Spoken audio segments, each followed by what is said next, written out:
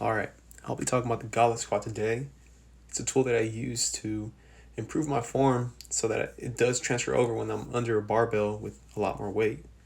I also believe a lot of people would benefit from this as a regression to a barbell squat because they might not understand how to position their feet just yet or bear that load on their back. You want to have your feet about shoulders width apart, as well as keeping that weight in the midline of your feet. This way you're nice and balanced, and when it comes to lifting the weight, your energy is focused on moving that weight vertically versus any other direction. To ensure that your feet are nice and stable, you want to create with your feet what's called a tripod. That means with your big toe and your pinky toe, spread the ground and almost grip the ground as much as you can, as well as keeping that heel nice and planted. Really try to punch it down to the ground. And you want to keep that weight in the middle of your midfoot so that you're, again, nice and balanced.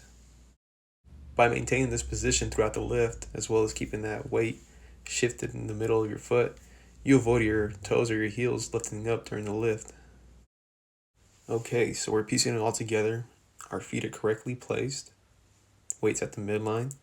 Now we have to focus on our hips.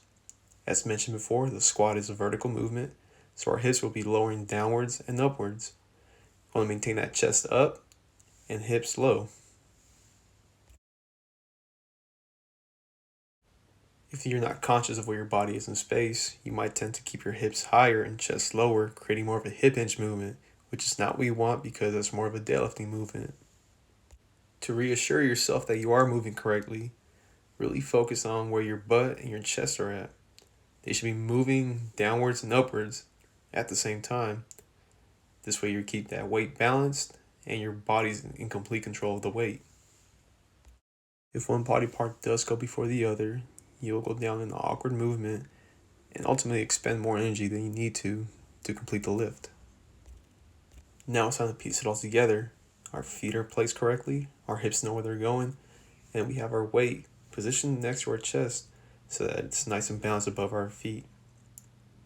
Notice I'm going a little bit slower on the way down, working on an eccentric tempo.